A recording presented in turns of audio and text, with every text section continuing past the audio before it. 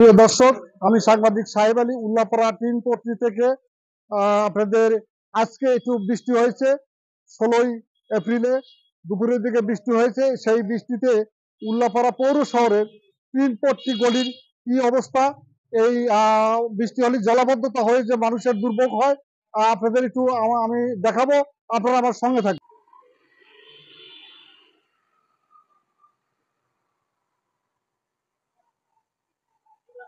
একটু বৃষ্টি হলেই এই পৌর শহরে দেখা যায় যে আহ, মানে এই পানি নিষ্কাশনের ব্যবস্থা না থাকার কারণেই কিন্তু এই যে আপনারা দেখতে পাচ্ছেন মানুষজন কিন্তু এই রাস্তায় কিছুক্ষণ আগে শিক্ষার্থীরা আসছিল, কিন্তু এই রাস্তা দিয়ে যাতায়াত করতে পারেনি এবং সাধারণ মানুষ কিন্তু এই দেখতে পাচ্ছেন যে এই পানির মধ্যে মানে খুব ঝুঁকিপূর্ণ ভাবে চলাফেরা করছে। তার কারণ এই এখানে পাশে ড্রেন রয়েছে, মানুষ ড্রেনে কিন্তু পড়ে যাও মানে দুর্ঘটনা ঘটতে পারে। তাই আমি পৌর প্রশাসনকে আমি দৃষ্টি আকর্ষণ করছি যে অল্প সময়ের মধ্যে যেন এই শহরের উল্লাপাড়া পৌর শহরের মানে ড্রেন সহ বিভিন্ন গলি যে জায়গাতে মানে জলাবদ্ধতা হয় বৃষ্টি হলে, সেইগুলোতে এখনই পানি নিষ্কাশনের ব্যবস্থা করার জন্য আমি বিশেষভাবে পৌর প্রশাসনকে আহ্বান করছি। প্রিয় দর্শক, আমি এই যে আপনাদের আরেকটু আমি এই যে দেখাচ্ছি যে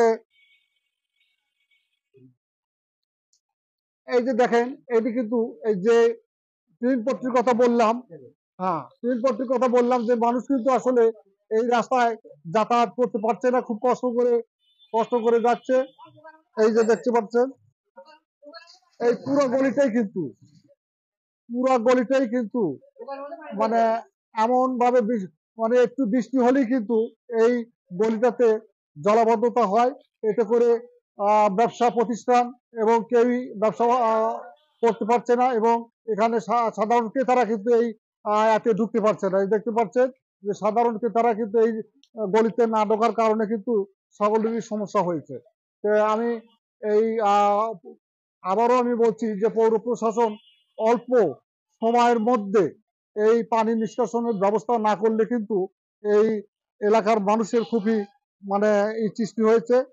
আপনাদের এই যে দেখাচ্ছে যে প্রত্যেকটা এই যে দোকানদাররা কিন্তু এই যে একদম মানে ক্রেতা শূন্য হয়ে পড়েছে।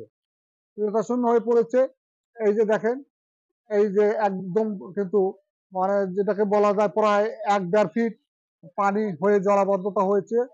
তাই আশা করি যে এইকে মানে আমি ভিডিওটা করলাম জনস্বার্থে। এবং শুধু তাই নয়, আরেকটা জিনিস আমি খেয়াল করে দেখতে